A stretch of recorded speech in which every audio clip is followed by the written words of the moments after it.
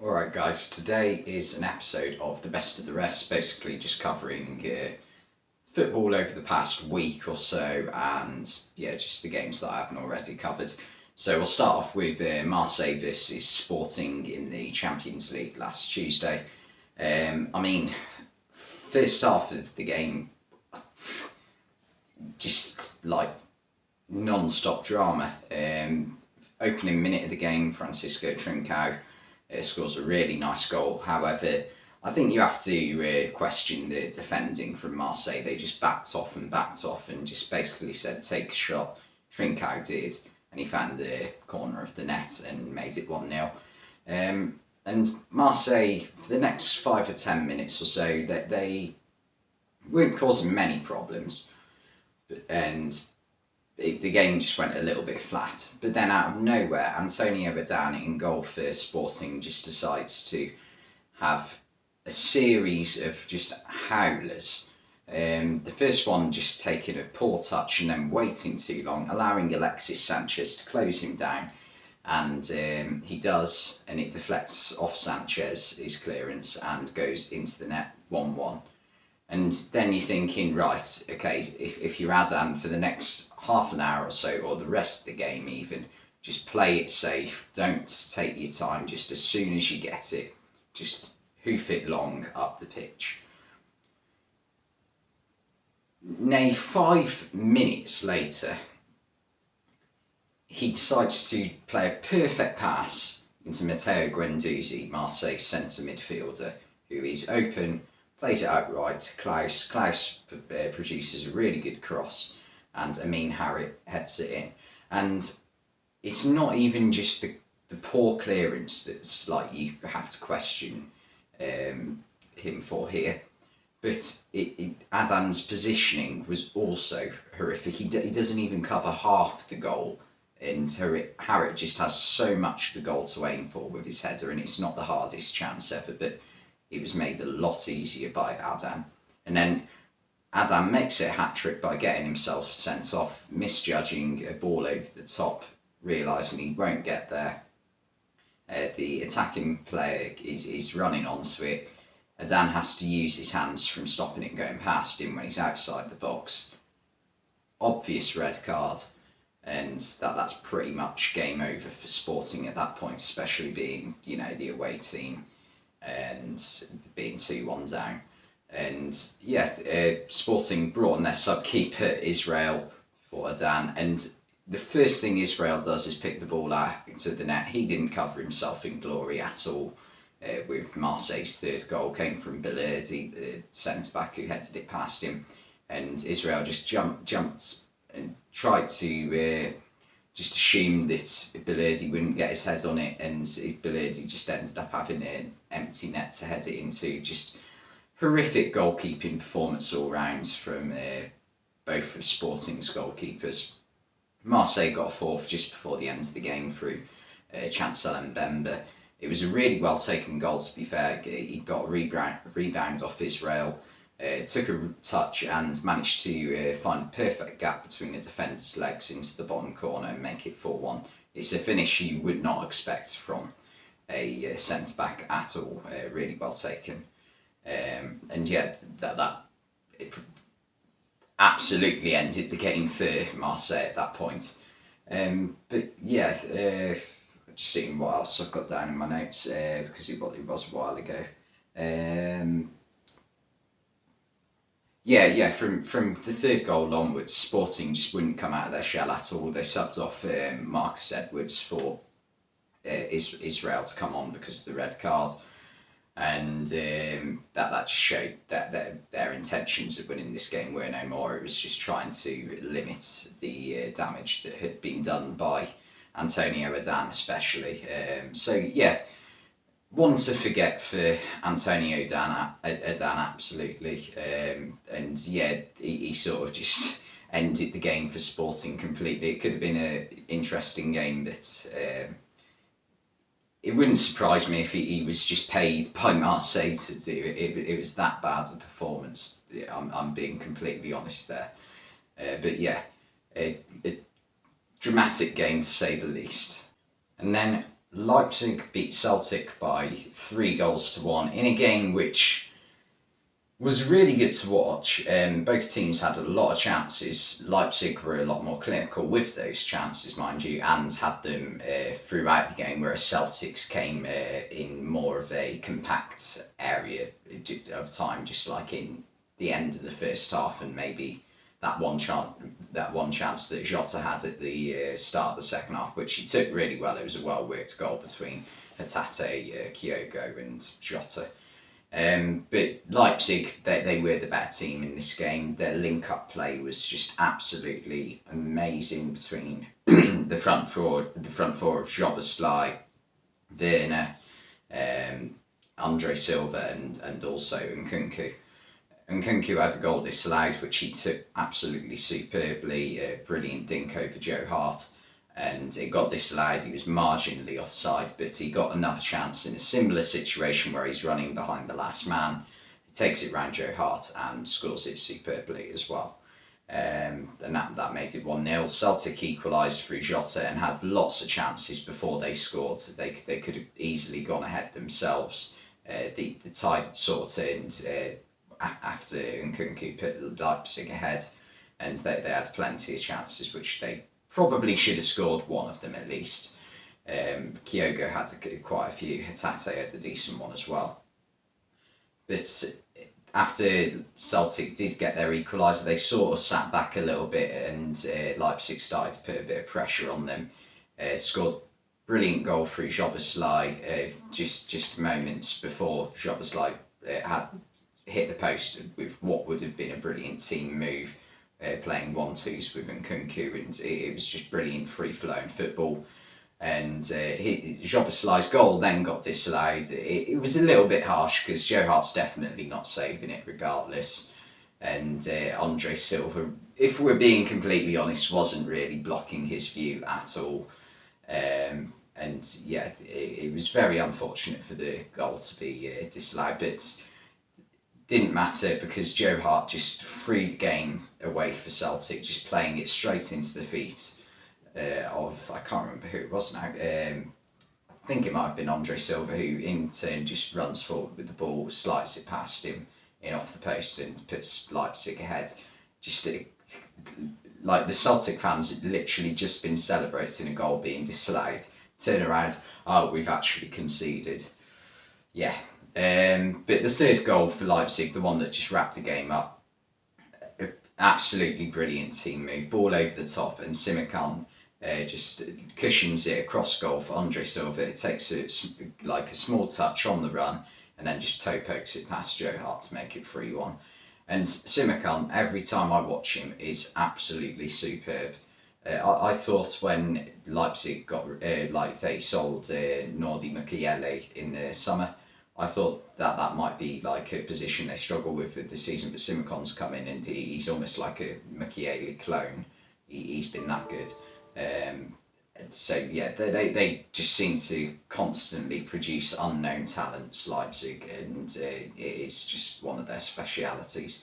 But I think it obviously comes from the whole Red Bull setup, the amazing scouting program they seem to have, where they can just pick out young players and bring them into their academies and just like sort of share them out through the set of clubs that they have, whether it be Salzburg or even like in America, New York Red Bulls.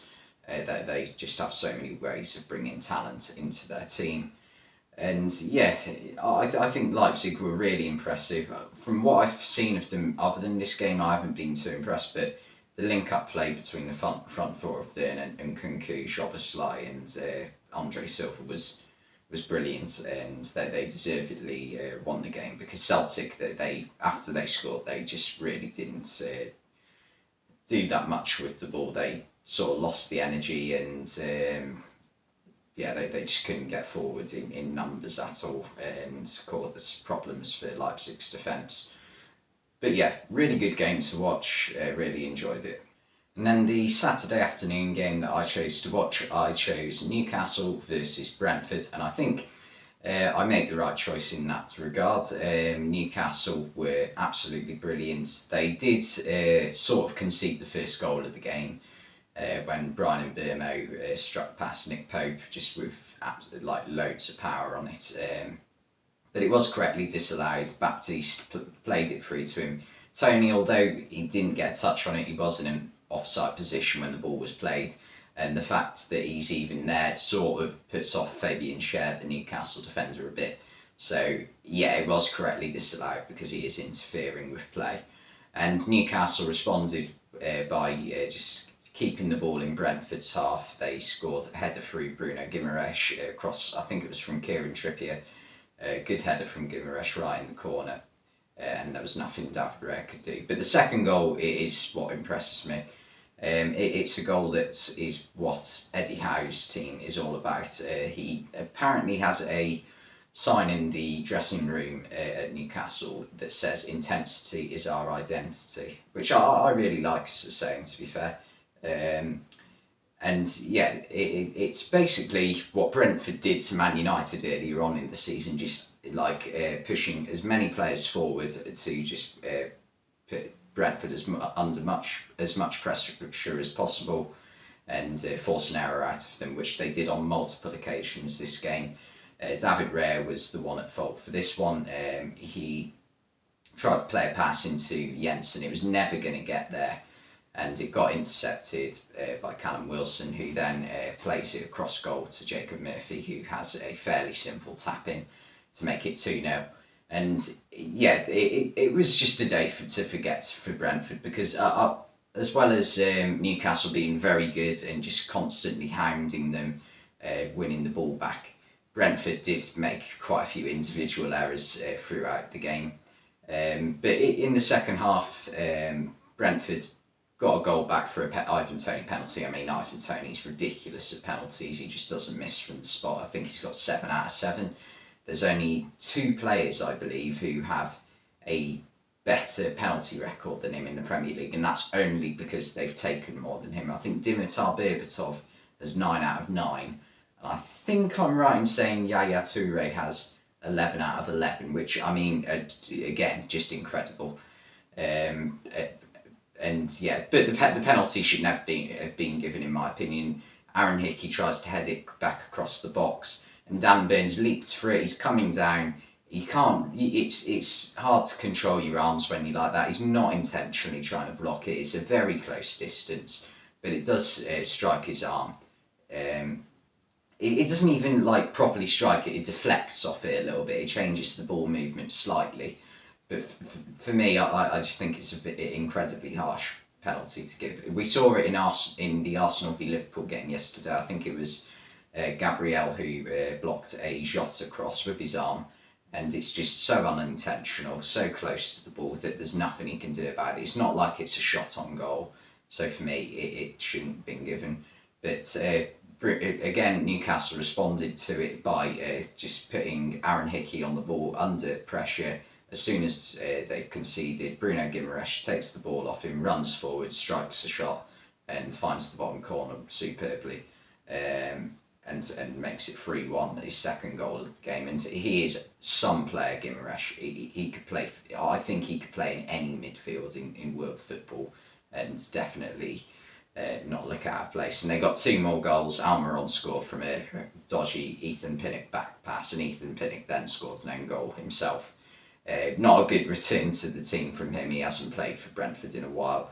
But yeah, Almiron took his goal well. He still had to take it past David Raya. And yeah, he made it 4-1, and Pinnock's own goal made it 5-1, and that's how it finished. But yeah, Brentford, I feel as though the change of formation back to what they were playing last season, they changed this 4-3-3 recently.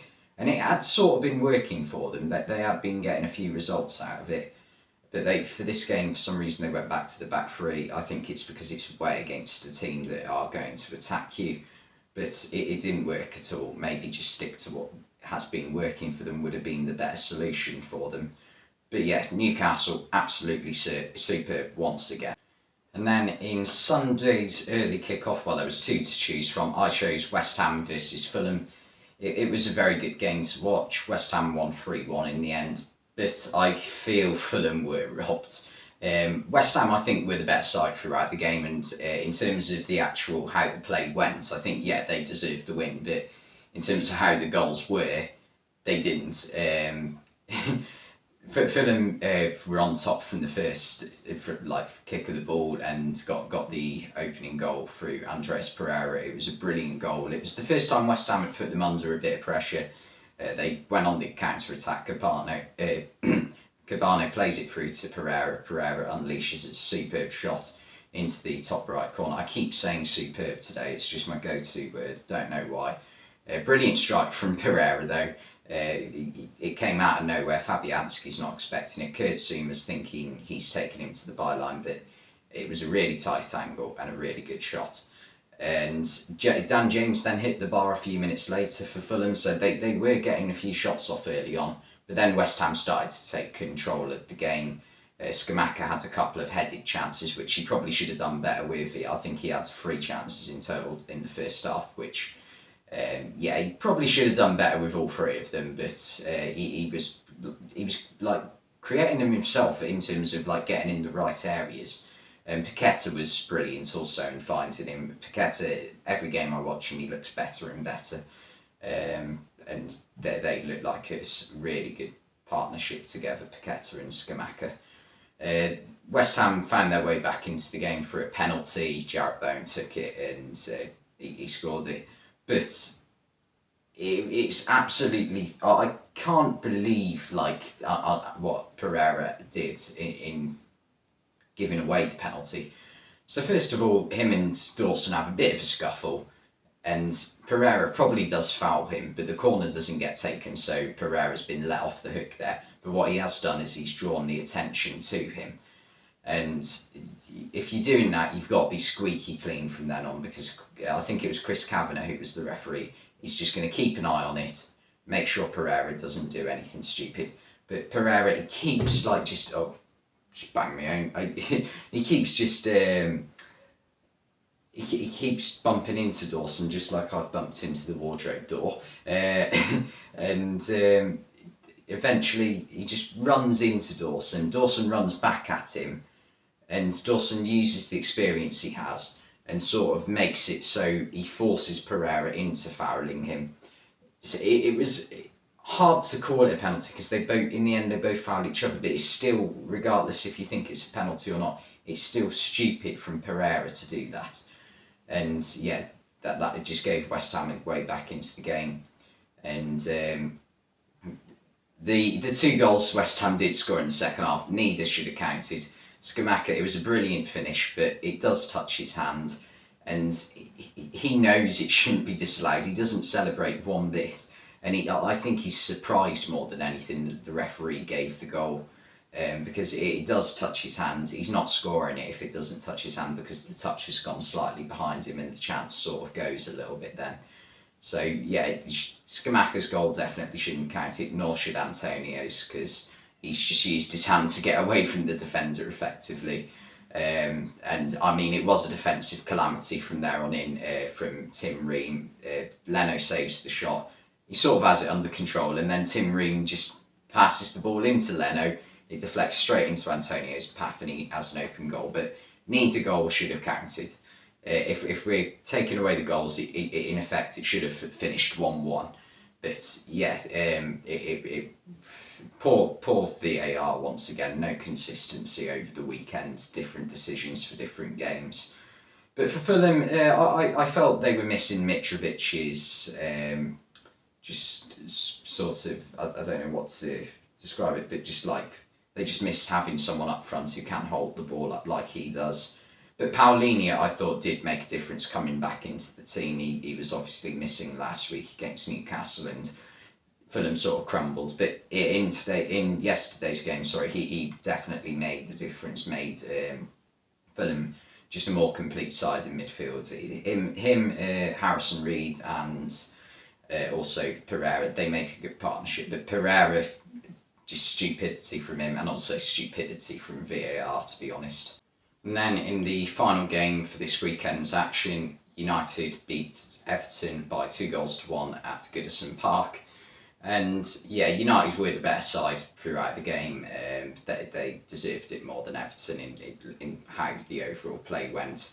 But I do think there was like a theme to this game of just like midfield turnovers. For all three of the goals, they were all scored from the ball being won in a vulnerable position for the team that ended up conceding in midfield.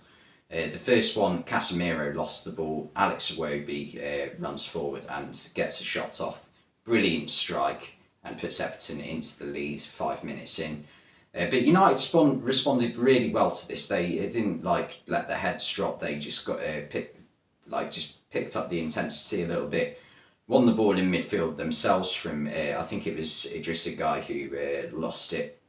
Got played through to Anthony, and he continued his brilliant goal scoring form for Man United, scoring 3 in his last 3 games for them. Pickford got a hand to it, but he didn't quite do enough to stop it from going in. And I'm still not quite sure what I make of Anthony, because he's obviously a brilliant finisher, but I'm not convinced about his overall play. I think when United do get a bit under pressure, I think he does very little to help Diogo Dalot at right back in terms of defending. But he is certainly very good going forward, and especially finishing off chances. He's shown that in his first 3 games with 3 goals. But yeah, United then got a goal that took them into the lead from Cristiano Ronaldo, who came on for the injured Anthony Martial. Cristiano Ronaldo's 700th goal in his career. I mean, what an achievement. I think I'd be surprised if every newspaper headline wasn't CR700 or something like that. But yeah, the goal was about Casemiro though as well, winning the ball in midfield and playing a superb pass through to, I've said it again, a brilliant pass through to Ronaldo, who managed to squeeze it past Pickford to put United into the lead before half time. And for Casemiro, I'm still not sure what I've made of him as well in a United shirt. He's had times where he's come off the bench with 20 minutes to go when United are in the lead, and he's helped them hold on to victory and played quite well. But I've also seen him have games where he just looks like he's disinterested, where he's just like, you know, this is just him taking a step down, but like in a slow decline towards the end of his career. I mean, he has won it all, so you can't really blame him too much, but yeah, he looked better this game. He did miss a good chance in the first half, header, which he should score, and he was at fault for the first goal, but it's mixed for him so far in a Man United shirt.